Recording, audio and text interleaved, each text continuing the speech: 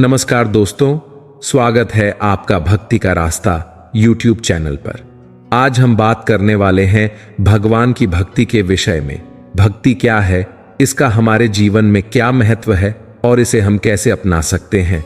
तो चलिए मेरे साथ आध्यात्मिक यात्रा पर। दोस्तों, भक्ति का अर्थ है भगवान के प्रति अटूट प्रेम और समर्पण। यह एक ऐसा मार्ग है जो हमें आत्मिक शांति और संतोष प्रदान करता है। भक्ति में हम अपने मन, वचन और कर्म से भगवान की आराधना करते हैं। यह हमें हमारे जीवन की कठिनाइयों से लड़ने की शक्ति देता है और हमें सच्चे सुख की ओर ले जाता है। भगवान की भक्ति का हमारे जीवन में बहुत बड़ा महत्व है।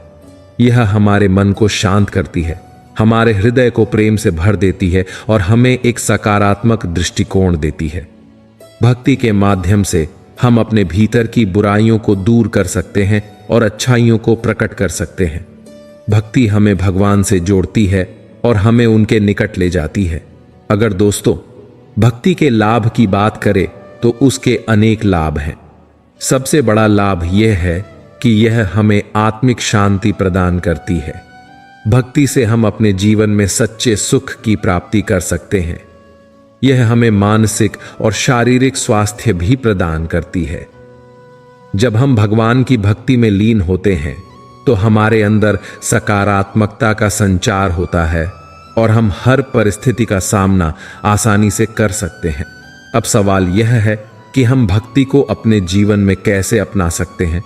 इसके लिए सबसे पहले हमें भगवान के प्रति सच्ची श्रद्धा और समर्पण की आवश्यकता है। हम नियमित रूप से भगवान की पूजा, ध्यान और प्रार्थना कर सकते हैं। साथ ही हमें अपने विचारों और कर्मों को भी शुद्ध रखना चाहिए। सच्ची भक्ति वह है जिसमें प्रेम, श्रद्धा और समर्पण का मिलन होता है। एक समय की बात है, एक राजा ने अपने महल में एक नए सेवक को काम पर रखा था। राजा बहुत ही विद्वान था और अपने आसपास के सभी लोगों का ध्यान रखता था। राजा ने उस नए सेवक से पूछा, तुम्हारा नाम क्या है? सेवक ने जवाब दिया कि महाराज, जिस नाम से आप बुलाएंगे वही मेरा नाम होगा। राजा ने फिर पूछा कि तुम्हें खाने में क्या पसंद है? सेवक बोला कि राजन, आप जो कुछ भी खाने के लिए देंगे वह मैं खुशी खुशी खा लूंगा। राजा ये जवाब सुनकर हैरान हुआ। उसने फिर पूछा, तुम्हें किस तरह के वस्त्र पहनना पसंद है? सेवक ने कहा कि महाराज, आप जो भी वस्त्र देंगे मैं खुशी खुशी धारण कर लूंगा। राजा ने अंतिम प्रश्न पूछा कि तुम्हारी इच्छा क्या है? सेवक ने कहा कि महाराज, एक सेवक की कोई इच्छा नहीं होती है। मालिक जैसे रखता है उसे वैसे ही रहना पड़ता है। ये बात सुनकर राजा प्रसन्न हो गया। उसने सेवक से कहा कि आज तुमने मुझे बहुत बड़ी सीख दी है। अगर हम भक्ति करते हैं तो भगवान के सामने किसी तरह की शर्त या इच्छा नहीं रखनी चाहिए। तुमने मुझे बता दिया है कि भगवान के भक्त को कैसा होना चाहिए। भक्ति हमेशा निस्वार्थ भाव से करनी चाहिए और जीवन में जो भी कुछ मिलता है उसके लिए भगवान का आभार मानना चाहिए। हमें हर हाल में संतुष्ट रहना चाहिए। हर मनुष्य को मोक्ष प्राप्ति के लिए दो चीजों की आवश्यकताएं पड़ती है, पहला ज्ञान और दूसरा कर्म। यह दोनों को मोक्ष प्राप्ति करने के लिए महत्वपूर्ण माना जाता है। इसी के साथ साथ भगवान की भक्ति भी जरूरी होती है। आप कर्म, ज्ञान और भक्ति किए बिना पूजा करते हो तो ऐसी पूजा कभी सिद्ध नहीं होती है। भगवान की पूजा पाठ करना बहुत ही सुदंड और पवित्र भाव होता है। इससे व्यक्ति के ऊपर ईश्वर की कृपा बनी रहती है और आंतरिक शांति भी मिलती है। अगर व्यक्ति सच्चे मन से ईश्वर की प्रार्थना करता है तो उसके जीवन में कठिनाइयां जरूर आती हैं, क्योंकि ईश्वर उन्हीं की परीक्षा लेता है जिससे वह सबसे ज्यादा प्रेम करता है। पूजा पाठ एक कर्म भी माना जाता है जिसका समुचित फल व्यक्ति को समय के अनुसार मिलता है। लेकिन क्या आपने कभी सोचा है कि जो व्यक्ति ईश्वर की सच्चे मन से पूजा करता है वह परेशान रहता है, वहीं दूसरी तरफ बिना पूजा पाठ किए लोगों के जीवन में सुख समृद्धि का आगमन होता है। आखिर ऐसा क्यों होता है? अधिक पूजा पाठ करने वाला व्यक्ति इसलिए परेशान रहते हैं क्योंकि ईश्वर उसी की परीक्षा लेते हैं जिससे वह सबसे अधिक प्रेम करता है। भगवान उसे हर कठिनाइयों से मुक्त करना चाहते हैं ताकि उसे जीवन में कभी किसी प्रकार की परेशानियों का सामना न करना पड़े। वहीं भक्त भी सच्चे हृदय से अपने आराध्य की पूजा करता है ताकि ईश्वर के प्रति उसकी आस्था निरंतर बढ़ती रहे और जीवन में आ रही कठिनाइयां भी उसका कुछ न बिगाड़ सके। ईश्वर अपने भक्तों को कभी उदास नहीं देख सकते हैं और वह नहीं चाहते हैं कि दूसरों उन्हें परेशान करें और उन्हें हानि पहुंचाएं। इसलिए भगवान श्री हरि अपने भक्तों को अकेले रहने की शक्ति देते हैं ताकि वह हर परिस्थिति का डटकर सामना कर सके। पूजा पाठ करते समय हमें भगवान के सामने किसी तरह की शर्त नहीं रखनी चाहिए। निस्वार्थ भाव से की गई पूजा ही श्रेष्ठ मानी जाती है। जीवन में जो भी कुछ मिल रहा है उसे भगवान का आशीर्वाद मानकर स्वीकार करना चाहिए और संतुष्ट रहना चाहिए। यही जीवन में सुख और शांति बनाए रखने का मूल मंत्र है। भगवान की भक्ति वह दिव्य शक्ति है जो हमें ईश्वर से जोड़ती है और हमारे जीवन को आध्यात्मिकता की ओर ले जाती है। ये वह मार्ग है जो हमें आत्मा की सच्चाई का एहसास कराता है और हमें अपने अस्तित्व की गहराइयों में ले जाता है। भक्ति में ईश्वर के प्रति प्रेम, श्रद्धा और समर्पण का भाव होता है जो हमें हर प्रकार की नकारात्मकता से दूर रखता है और हमें सकारात्मक ऊर्जा से भरपूर करता है। सच्चे मन से करी हुई भक्ति हमें जीवन की कठिनाइयों से लड़ने की शक्ति प्रदान करती है। जब हम सच्चे मन से ईश्वर की आराधना करते हैं तो हमें मानसिक शांति और संतोष प्राप्त होता है। भक्ति हमें यह सिखाती है कि हमारे जीवन में हर परिस्थिति, चाहे वह कितनी भी कठिन क्यों ना हो, ईश्वर की योजना का एक हिस्सा है और इसमें हमारा भला ही छिपा होता है। भक्ति का वास्तविक अर्थ है अपने मन, वचन और कर्म से ईश्वर की आराधना करना। यह एक निरंतर प्रक्रिया है जिसमें हम अपने हर कार्य में ईश्वर को स्मरण करते हैं और उनके प्रति अपनी भावना व्यक्त करते हैं। भक्ति हमें विनम्रता सिखाती है और हमें यह एहसास दिलाती है कि हम ईश्वर की कृपा से ही इस संसार में हैं। भगवान की भक्ति से हम अपने अंदर की बुराइयों को दूर कर सकते हैं और अच्छाइयों को प्रकट कर सकते हैं। यह एक ऐसा मार्ग है जो हमें आध्यात्मिक उन्नति की ओर ले जाता है और हमें आत्मिक शांति प्रदान करता है।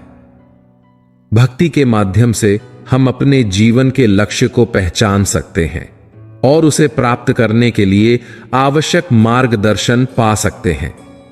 ईश्वर की भक्ति वह दीपक है जो अज्ञान के अंधकार को मिटाकर ज्ञान का प्रकाश फैलाता है। जब हम भक्ति के मार्ग पर चलते हैं तो हमें अपने जीवन की सच्चाइयों का एहसास होता है और हम ईश्वर के निकट आते हैं। भक्ति हमें यह सिखाती है कि सच्चा सुख और शांति हमारे अंदर ही है और इसे पाने के लिए हमें ईश्वर की आराधना करनी चाहिए। भक्ति वह है जिसमें प्रेम, श्रद्धा और समर्पण का मिलन होता है। यह एक ऐसा अनुभव है जो हमें अनंत सुख और शांति प्रदान करता है। भगवान की भक्ति का मार्ग आत्मा की सच्ची यात्रा है जो हमें परमात्मा के निकट ले जाती है। यह यात्रा हमें अपने अस्तित्व की गहराइयों में ले जाती है और हमें ईश्वर के प्रति अटूट प्रेम और समर्पण का एहसास कराती है। भक्ति के माध्यम से हम अपने जीवन को सार्थक बना सकते हैं और सच्चे सुख और शांति की प्राप्ति कर सकते हैं। भगवान की भक्ति का अर्थ है अपने संपूर्ण अस्तित्व को ईश्वर के चरणों में समर्पित कर देना। यह समर्पण हमें अहंकार, ईर्ष्या और द्वेष से मुक्त करता है और हमें सच्चे प्रेम और करुणा का मार्ग दिखाता है। भक्ति हमें यह सिखाती है कि हमारे जीवन का असली उद्देश्य ईश्वर की सेवा करना और उनके प्रति समर्पित रहना है। भगवान की भक्ति हमें न केवल आध्यात्मिक रूप से बल्कि मानसिक और भावनात्मक रूप से भी मजबूत बनाती है। यह हमें जीवन की हर चुनौती का सामना करने की शक्ति देती है और हमें सच्चे आनंद और शांति की ओर ले जाती है। इस संसार में जीवन जीने का सबसे समझदारी भरा तरीका है हमेशा भक्ति की अवस्था में रहना। हालांकि ज्यादातर लोग मेरी बात से सहमत नहीं होंगे, क्योंकि तथाकथित भक्त अक्सर इस धरती के सबसे बड़े मूर्ख नजर आते हैं। एक कारण तो यह है कि लोग बस भक्त होने का ढोंग और दावा करते हैं, वे वास्तव में भक्त होते नहीं। वे बस बड़ी बड़ी दाढ़ी बढ़ा लेते हैं और साधु के कपड़े पहन लेते हैं। उन्हें आप बस भगवान के चाहक के रूप में देख सकते हैं, लेकिन आमतौर पर उन्हें भक्त की तरह समझ लिया जाता है।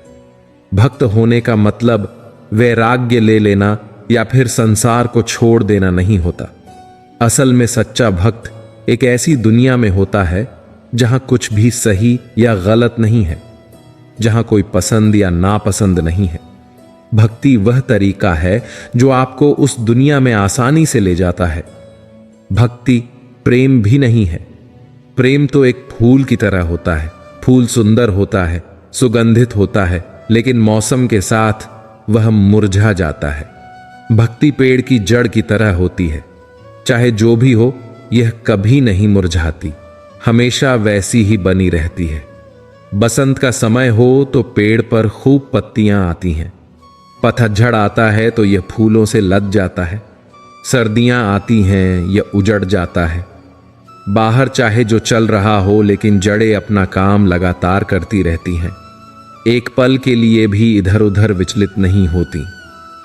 पेड़ का पोषण करने का जड़ों का जो मकसद होता है, वह एक भी पल के लिए कम नहीं होता, भले ही उसकी सतह पर कैसे भी बदलाव हो रहे हों। जड़ें कभी ऐसा नहीं सोचती कि अरे कोई पत्ती ही नहीं बची, अब मैं क्यों काम करूं। कोई फूल नहीं है, कोई फल नहीं आ रहा है, मैं क्यों काम करूं। ऐसा नहीं होता है। जड़ें बस हमेशा काम करना जारी रखती हैं। अगर कोई हमेशा सजगता पूर्वक काम में लगा रहता है, नींद में भी उसका काम जारी है, तो वह भक्त है। केवल भक्त ही हमेशा कर्म करने के लिए सजग रहता है। हो सकता है उसने कभी किसी की कोई पूजा न की हो, लेकिन फिर भी वह भक्त है। हो सकता है वह उस अवस्था तक ध्यान, प्रेम या पूजा के जरिए पहुंचा हो, लेकिन अगर वह हर दम सच्चे मन से कर्म कर रहा है, तो वह भक्त है। एक बड़ी सुंदर कहानी है। एक राजा था जो एक आश्रम को संरक्षण दे रहा था। यह आश्रम एक जंगल में था। इसके आकार और इसमें रहने वालों की संख्या में लगातार बढ़ोतरी होती जा रही थी, और इसलिए राजा उस आश्रम के लोगों के लिए भोजन और वहां के घरों के लिए आर्थिक सहायता दे रहा था। यह आश्रम तेजी से विकास कर रहा था। जो योगी इस आश्रम में रहता था, वह मशहूर होता गया और राजा के साथ भी उसकी अच्छी नजदीकी हो गई। ज्यादातर मौकों पर राजा उसकी सलाह लेने लगा। ऐसे में राजा के मंत्रियों को ईर्ष्या होने लगी और वे असुरक्षित महसूस करने लगे। एक दिन उन्होंने राजा से बात की, हे राजन, राजकोष से आप इस आश्रम के लिए इतना पैसा दे रहे हैं, आप जरा वहां जाकर देखिए तो सही। वे सब लोग अच्छे खासे खाते पीते नजर आते हैं, वे आध्यात्मिक लगते ही नहीं। राजा को भी लगा कि वह अपना पैसा बर्बाद तो नहीं कर रहा है, लेकिन दूसरी ओर योगी के प्रति उसके मन में बहुत सम्मान भी था। उसने योगी को बुलवाया और उससे कहा, मुझे आपके आश्रम के बारे में कई उल्टी सीधी बातें सुनने को मिली हैं। ऐसा लगता है कि वहां अध्यात्म से संबंधित कोई काम नहीं हो रहा है। वहां के सभी लोग अच्छे खासे मस्त मौला नजर आते हैं। ऐसे में मुझे आपके आश्रम को पैसा क्यों देना चाहिए? योगी बोला, हे राजन, आज शाम को अंधेरा हो जाने के बाद आप मेरे साथ चलें, मैं आपको कुछ दिखाना चाहता हूं। रात होते ही योगी राजा को आश्रम की तरफ लेकर चला। राजा ने भेष बदला हुआ था। सबसे पहले वे राज्य के मुख्यमंत्री के घर पहुंचे। दोनों चोरी छिपे उसके शयन कक्ष के पास पहुंचे। उन्होंने एक बाल्टी पानी उठाया और उस पर फेंक दिया। मंत्री चौंक कर उठा और गालियां बकने लगा। वे दोनों वहां से भाग निकले। फिर वे दोनों एक और ऐसे शख्स के यहां गए जो आश्रम को पैसा न देने की वकालत कर रहा था। वह राज्य का सेनापति था। दोनों ने उसके भी शयन कक्ष में झांका और एक बाल्टी पानी उस पर भी उड़ेल दिया। वह व्यक्ति और भी गंदी भाषा का प्रयोग करने लगा। इसके बाद योगी राजा को आश्रम लेकर गया। बहुत से सन्यासी सो रहे थे। उन्होंने एक सन्यासी पर पानी फेंका। वह चौंक कर उठा और उसके मुंह से निकला, शिव शिव। फिर उन्होंने एक दूसरे सन्यासी पर इसी तरह से पानी फेंका। उसके मुंह से भी निकला, हे शंभो। योगी ने राजा को समझाया, महाराज अंतर देखिए, ये लोग चाहे जागे हों या सोए हों, इनके मन में हमेशा भक्ति रहती है। आप खुद फर्क देख सकते हैं। दोस्तों, आप इस कहानी से सीख गए होंगे कि सच्चे कैसे भक्त होते हैं। भक्त होने का मतलब यह कतई नहीं है कि दिन और रात आप पूजा ही करते रहें। भक्त वह है जो बस हमेशा लगा हुआ है, अपने मार्ग से एक पल के लिए भी विचलित नहीं होता। वह ऐसा शख्स नहीं होता जो हर स्टेशन पर उतरता चढ़ता रहे। वह हमेशा अपने मार्ग पर होता है, वहां से हिलता नहीं है। अगर ऐसा नहीं है तो यात्रा बेवजह लंबी हो जाती है। भक्ति की शक्ति कुछ ऐसी है कि वह सृष्टा का सृजन कर सकती है।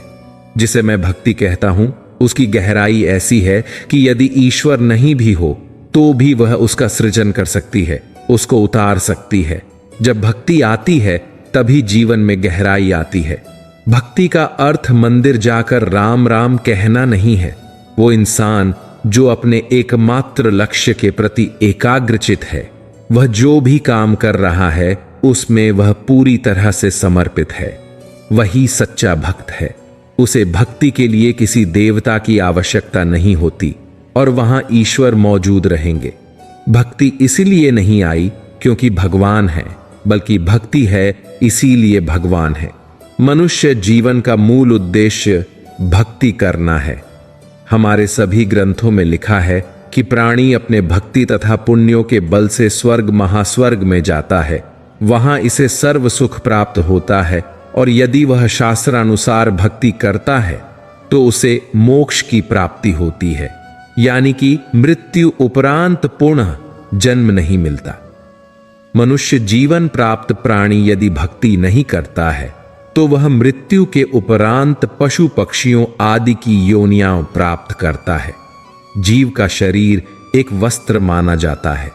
गीता अध्याय 2 का 22वें श्लोक में कहा गया है कि जैसे मनुष्य पुराने वस्त्रों को त्याग कर दूसरे नए वस्त्र ग्रहण करता है, वैसे ही जीवात्मा पुराने शरीरों को त्याग कर अन्य नए शरीरों यानी कि कुत्ता, गधा, सूअर आदि को प्राप्त करती है।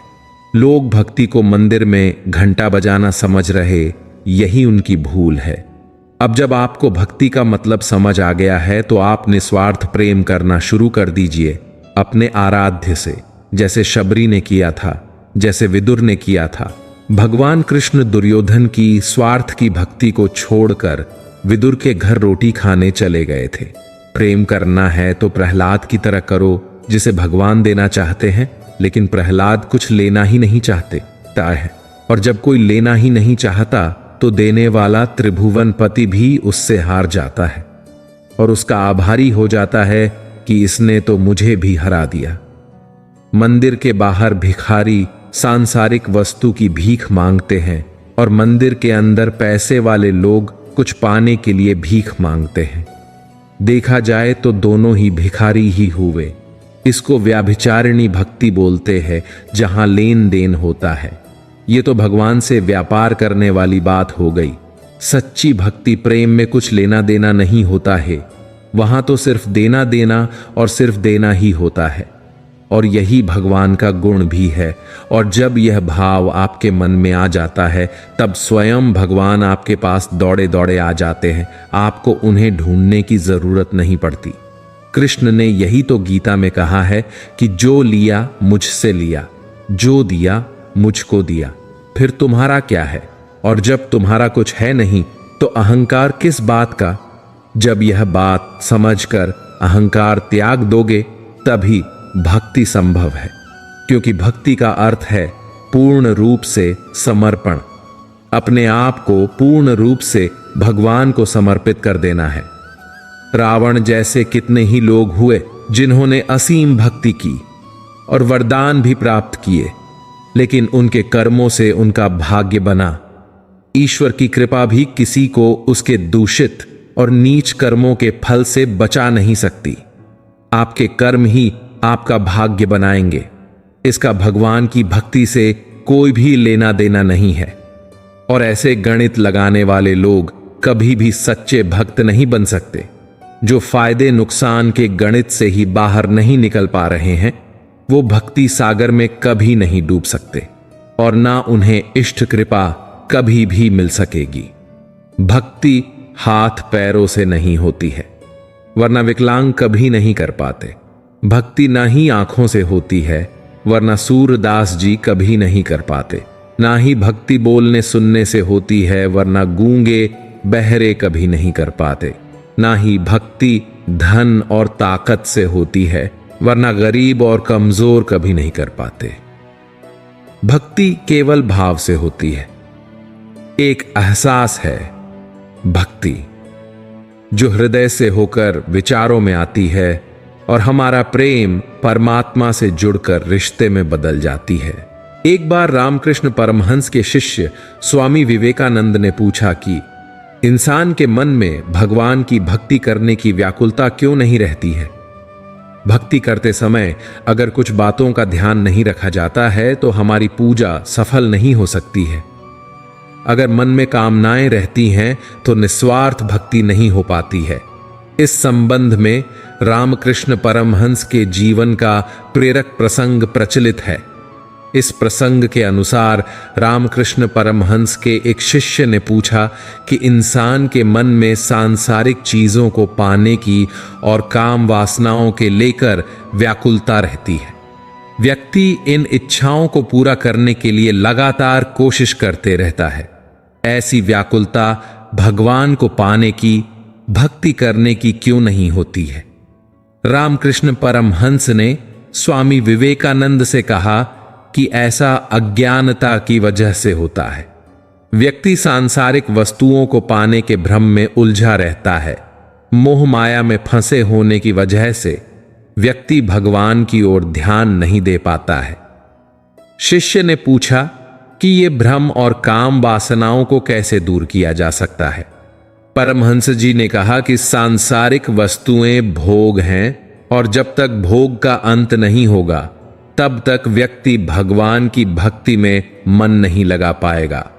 उन्होंने उदाहरण देते हुए समझाया कि कोई बच्चा खिलौने से खेलने में व्यस्त रहता है और अपनी मां को याद नहीं करता है, लेकिन जब उसका मन खिलौने से भर जाता है या उसका खेल खत्म हो जाता है तब उसे मां की याद आती है। यही स्थिति हमारी भी है। जब तक हमारा मन सांसारिक वस्तुओं और काम वासना के खिलौने में उलझा रहेगा तब तक हमें भी अपनी मां यानी परमात्मा का ध्यान नहीं आएगा। भगवान को पाने के लिए, भक्ति करने के लिए हमें भोग विलास से दूरी बनानी पड़ती है। एक नगर में दो वृद्ध स्त्रियां बिल्कुल पास पास रहा करती थीं। उन दोनों में बहुत ज्यादा घनिष्ठता थी। उन दोनों का ही संसार में कोई नहीं था, इसलिए एक दूसरे का सदा साथ देती और अपने सुख दुख आपस में बांट लेती थीं। एक स्त्री हिंदू थी तथा दूसरी जैन धर्म से थी। हिंदू वृद्धा ने अपने घर में लड्डू गोपाल को विराजमान किया हुआ था। वह प्रतिदिन बड़े प्रेम से लड्डू गोपाल की सेवा करा करती थी। प्रतिदिन उनको स्नान कराना, धुले वस्त्र पहनाना, दूध फल आदि भोग अर्पित करना उसका नियम था। वह स्त्री लड्डू गोपाल के भोजन का भी विशेष ध्यान रखती थी। सर्दी, गर्मी, बरसात, हर मौसम का ध्यान उसको रहता था। वह जब भी कभी बाहर जाती, लड्डू गोपाल के लिए कोई ना कोई खाने की वस्तु, नए वस्त्र, खिलौने आदि अवश्य लाती थी। लड्डू गोपाल के प्रति उसके मन में अपार प्रेम और श्रद्धा का भाव था। उधर जैन वृद्धा भी अपनी जैन परंपरा के अनुसार भगवान के प्रति सेवा भाव में लगी रहती थी। उन दोनों स्त्रियों के मध्य परस्पर बहुत प्रेम भाव था। दोनों ही एक दूसरे के भक्ति भाव और धर्म की प्रतिपूर्ण सम्मान की भावना रखती थी। जब किसी को कोई समस्या होती तो दूसरी उसका साथ देती। दोनों ही वृद्धाएं स्वभाव से भी बहुत सरल और सज्जन थीं। भगवान की सेवा के अतिरिक्त उनका जो भी समय शेष होता था वह दोनों एक दूसरे के साथ ही व्यतीत करती थीं। एक बार हिंदू वृद्धा को 1 माह के लिए तीर्थ यात्रा का अवसर प्राप्त हुआ। उसने दूसरी स्त्री से भी साथ चलने का आग्रह किया, किंतु वृद्धावस्था के कारण, अधिक न चल पाने के कारण उस स्त्री ने अपनी विवशता प्रकट कर दी। हिंदू वृद्धा ने कहा, कोई बात नहीं, मैं जहां भी जाऊंगी भगवान से तुम्हारे लिए प्रार्थना करूंगी। फिर वह बोली, मैं तो 1 माह के लिए चली जाऊंगी, तब तक मेरे पीछे मेरे लड्डू गोपाल का ध्यान रखना। उस जैन वृद्धा ने सहर्ष ही उसका यह अनुरोध स्वीकार कर लिया। हिंदू वृद्धा ने उस जैन वृद्धा को लड्डू गोपाल की सेवा के सभी जरूरी नियम व आवश्यकताएं बता दी। उस जैन वृद्धा ने सहर्ष सब कुछ स्वीकार कर लिया। कुछ दिन बाद वह हिंदू वृद्धा तीर्थ यात्रा के लिए निकल गई। उसके जाने के बाद लड्डू गोपाल की सेवा का कार्य जैन वृद्धा ने अपने हाथ में लिया। वह बहुत उत्साहित थी कि उसको लड्डू गोपाल की सेवा का अवसर प्राप्त हुआ। उस दिन उसने बड़े प्रेम से लड्डू गोपाल की सेवा की। भोजन कराने से लेकर रात्रि में उनके शयन तक के सभी कार्य पूर्ण श्रद्धा के साथ वैसे ही पूर्ण किए जैसे उसको बताए गए थे। लड्डू गोपाल के शयन का प्रबंध करके वह भी अपने घर शयन के लिए चली गई। अगले दिन जब वह वृद्धा लड्डू गोपाल की सेवा के लिए हिंदू स्त्री के घर पहुंची तो उसने सबसे पहले लड्डू गोपाल को स्नान कराने की तैयारी की। नियम के अनुरूप जब वह लड्डू गोपाल को स्नान कराने लगी तो उसने देखा कि लड्डू गोपाल के पांव पीछे की ओर मुड़े हुए हैं। उसने पहले कभी लड्डू गोपाल के पांव नहीं देखे थे। जब भी उनको देखा वस्त्रों में ही देखा था। वह नहीं जानती थी कि लड्डू गोपाल के पांव हैं ही ऐसे, घुटनों के बल बैठे हुए। लड्डू गोपाल के पांव पीछे की ओर देखकर वह सोचने लगी, अरे मेरे लड्डू गोपाल को यह क्या हो गया, इसके तो पैर मुड़ गए हैं। उसने उस हिंदू वृद्धा से सुन रखा था कि लड्डू गोपाल जीवंत होते हैं। उसने मन में विचार किया कि मैं इनके पैरों की मालिश करूंगी, हो सकता है इनके पांव ठीक हो जाएं। बस फिर क्या था, भक्ति भाव में डूबी उस भोली भाली वृद्धा ने लड्डू गोपाल के पैरों की मालिश आरंभ कर दी। उसके बाद वह नियम से प्रतिदिन 5 बार उनके पैरों की मालिश करने लगी। उस भोली वृद्धा की भक्ति और प्रेम देखकर ठाकुर जी का हृदय प्रेम से भर गया। अगले एक दिन सुबह उस जैन वृद्धा ने देखा कि लड्डू गोपाल के पांव ठीक हो गए हैं और वह सीधे खड़े हो गए हैं। यह देखकर वह बहुत प्रसन्न हुई और दूसरी स्त्री के आने की प्रतीक्षा करने लगी। कुछ दिन पश्चात दूसरी स्त्री वापस लौटी तो उसने घर आकर सबसे पहले अपने लड्डू गोपाल के दर्शन किए, किंतु जैसे ही वह लड्डू गोपाल के सम्मुख पहुंची तो देखा कि वह तो अपने पैरों पर सीधे खड़े हैं। यह देखकर वह अचंभित रह गई। वह तुरंत उस दूसरी स्त्री के पास गई और उसको सारी बात बताई और पूछा कि मेरे लड्डू गोपाल कहां गए।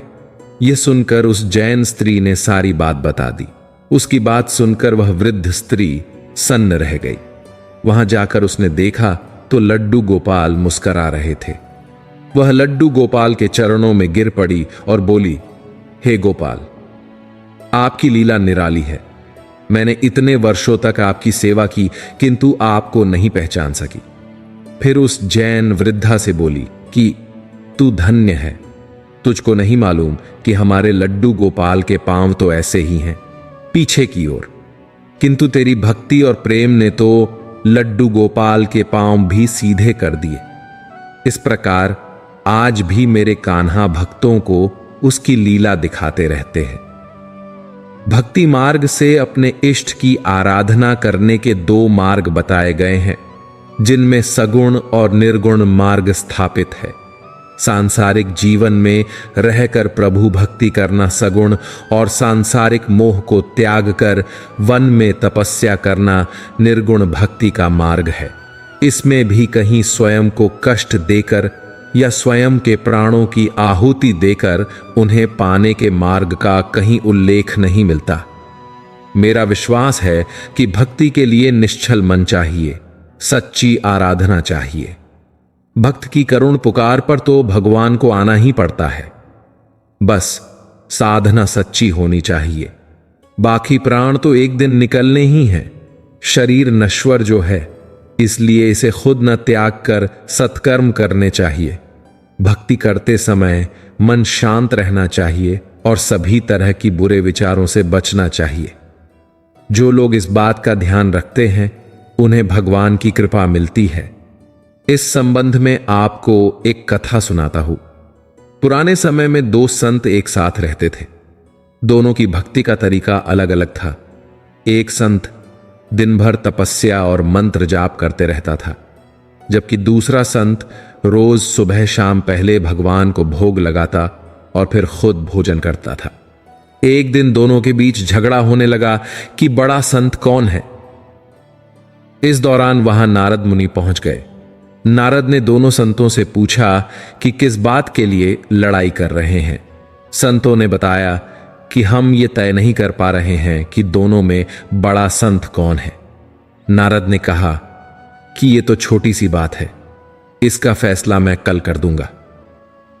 अगले दिन नारद मुनि ने मंदिर में दोनों संतों की जगह के पास हीरे की एक एक अंगूठी रख दी। पहले तप करने वाला संत वहां पहुंचा। उसने एक अंगूठी देखी और चुपचाप उसे अपने आसन के नीचे छिपाकर मंत्र जाप करने लगा। कुछ देर में दूसरा संत भगवान को भोग लगाने पहुंचा। उसने भी हीरे अंगूठी देखी, लेकिन उसने अंगूठी की ओर ध्यान नहीं दिया। भगवान को भोग लगाया और खाना खाने लगा। उसने अंगूठी नहीं उठाई।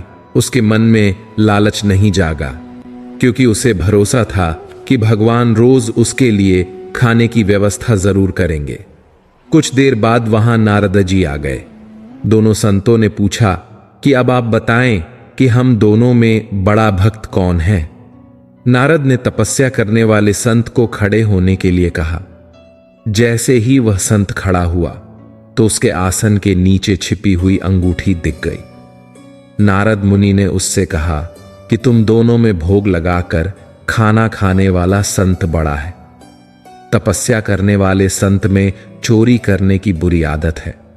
उसने भक्ति के समय में भी चोरी करने से संकोच नहीं किया, जबकि भोग लगाने वाले संत ने अंगूठी की ओर ध्यान तक नहीं दिया। इस कारण वही संत बड़ा है। सच्ची भक्ति तभी सफल होती है जब भक्त के मन में बुरे विचार न हो, भक्त बुरे काम न करता हो। जिस भक्त के विचार पवित्र हैं और जो बुरे कामों से दूर रहता है, सिर्फ उसे ही भगवान की कृपा मिलती है। जैसे भगवान श्री राम और लंकेश रावण दोनों ही महादेव के भक्त थे। लेकिन भक्ति करने का अर्थ होता है कि वह आचरण करना और वैसा ही जीवन जीना जैसा आपके महादेव को या आपके आराध्य को प्रिय हो। राम ने अपने संपूर्ण जीवन में ऐसा कोई भी कार्य नहीं किया जो महादेव को अप्रिय हो, लेकिन रावण ने कदम कदम पर अनगिनत ऐसे कार्य किए जो महादेव को किसी भी प्रकार से स्वीकार नहीं थे। भगवान के भक्तों को एकमात्र यही भय रहता है कि भगवान मुझे इतना सुख मत दे देना कि उसके आवरण में मैं तुझे भूल जाऊं। यही वरदान सुदामा ने श्री कृष्ण से मांगा था, और होता भी यही है। सुख में इंसान मग्न हो जाता है और दुख में ही ईश्वर को याद करता है। भक्त भगवान का रिश्ता एक अद्वितीय और गहरा रिश्ता है जो मानव और दिव्यता के बीच बनता है। यह रिश्ता भक्त और भगवान के आसपास की भावनाओं, आदर्शों और श्रद्धा के साथ जुड़ता है, जिससे भक्त अपने जीवन के मार्ग में दिशा प्राप्त करता है। यह रिश्ता आंतरिक शांति, प्रेम और सांत्वना का स्रोत होता है। एक भक्त अपनी आत्मा के उन गहरी आध्यात्मिक आदर्शों के साथ जुड़कर अपने जीवन को दर्शाता है और उसे श्रेष्ठ बनाता है। दोस्तों, अगर आपको ये वीडियो पसंद आया हो तो लाइक करे, कमेंट करे, और अभी तक आपने हमारी चैनल को सब्सक्राइब नहीं किया तो कृपया चैनल को सब्सक्राइब कर दीजिए। जय श्री कृष्ण। राधे राधे।